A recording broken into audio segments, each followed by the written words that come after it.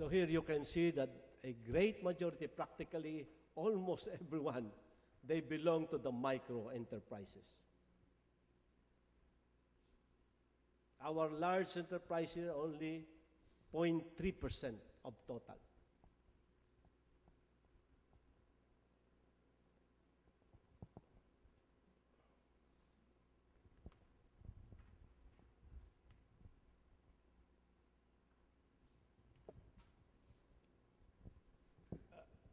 MSMEs generated a total of 3,327,855 jobs versus 1,657,028 for the large enterprises. It's on the right side.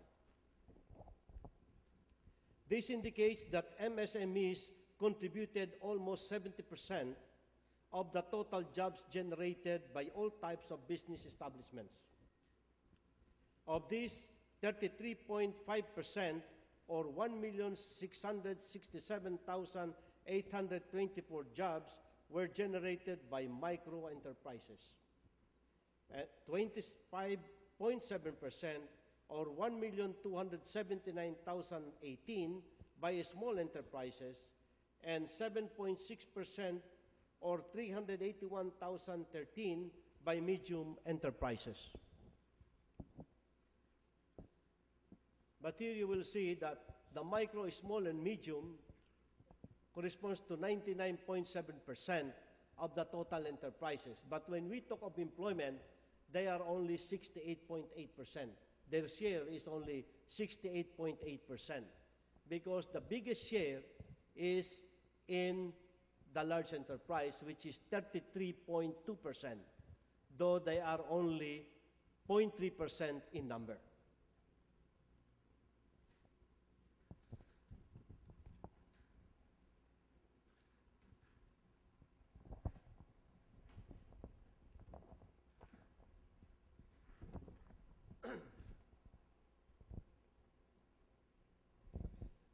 MSMEs, if given the proper support, can contribute not only to the economic development but also in social progress as well.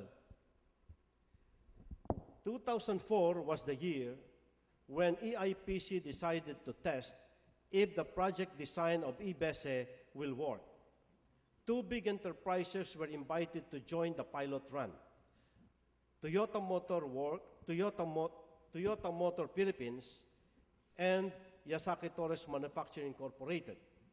They both enrolled two of their small suppliers in the program. While two of the four small enterprises were able to complete the program and registered positive improvement in enterprise productivity, the other two small enterprises were not able to finish because installation of the improvement plan were stalled. We gathered that there was an impending labor strike when we initiated the plan. Our first lesson in the 50-50% success rate, which we have, was that in an environment wherein management and employees are not working in harmony, productivity improvement will be difficult to achieve. Within the organization, the objectives of the productivity programs must be communicated well to the employees, and they should be considered as indispensable partners in this pursuit. Learning from the experience we gained during the pilot run, we decided that it was about time to implement IBESE in the full scale. The program design included training and coaching by a productivity consultant. The training was designed to address the first lesson we learned, that productivity improvement is not a task of the managers alone. We included a separate training for the employees to give them a working knowledge on the tools and techniques and emphasize their role in the program. The module focuses on three important areas: 5S or good housekeeping, plant layout, and process flow. These three areas were identified based on the premise that the foundation of productivity improvement must be established before more sophisticated methodologies are used. Over the years, it was shown that focusing on these areas will prepare the company to perform better and achieve its targets. When the module was ready, unfortunately, we still have to look for funding support for the program's implementation. This is where the public-private partnership was put to test. We were lucky to have been introduced to Assistant Secretary Marilu Arijola of the Department of Science and Technology, or DOST, who was then heading the DOST's Technology Application and Promotion Institute. TAPI has a program similar to IBESE, the Manufacturing Extension Program, or MPEX. That was the start of the fruitful partnership between EIPC and TAPI for the implementation of IBESE. In 2005, everything was then all set, but it seems that we still cannot move forward because of a limited number of big and small enterprises which signed up for the program.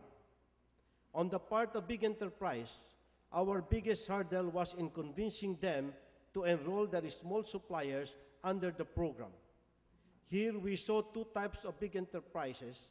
The first type is the typical Japanese concept, which values their suppliers and considers them as partners in growth. The second type is one which deals with their suppliers in just an arm's length and practices a weeding out of non-performing suppliers. On the part of the small enterprises, we had the impression that enlisting them would be easy because IBESE is being offered to them for free. However, we learned that this assumption is false. Many of them would resist change. This is where we use the supplier squeeze as leverage. We relied on the big enterprise pressure to convince small enterprise to join the project. Overcoming all these challenges, we have our first milestone in 2005 with TAPI helping us in the 3 months consultancy stage and the National Wages and Productivity Commission extending itself in the training phase. We were able to assist 51 small enterprises all over Luzon, which were partnered by 15 big enterprises. The following year, we renewed our partnership with TAPI and DOST. By then, we were lucky because DOST Secretary Estrella Alabastro provided a bigger financial support to the program. We have also invited another government agency to assist us in the training aspect, the Department of Trade and Industry Center for Industrial Competitiveness, headed by Executive Director Virgilio Fulgencio. Encouraged by the achievement we have in the previous year, we decided to venture outside Luzon. Cebu was our first choice. 21 small companies from the province enrolled in the program. Together with a batch of 51 small enterprises from Luzon, they comprised the pool of beneficiaries for 2006. The first 2 years of implementation highlighted few learnings we have. It showed the realities of SMEs operations. Training is ranked as the least priority. Documentation of processes has not been carried out, and monitoring and evaluation systems are yet to be installed. The years that followed saw the continued implementation of IBESE.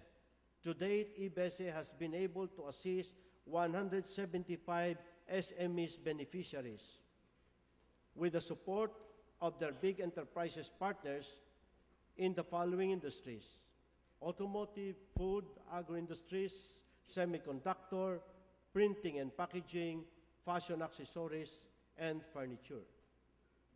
These enterprises are doing business in the following provinces: Pampanga, Bulacan, Metro Manila, Rizal, Laguna,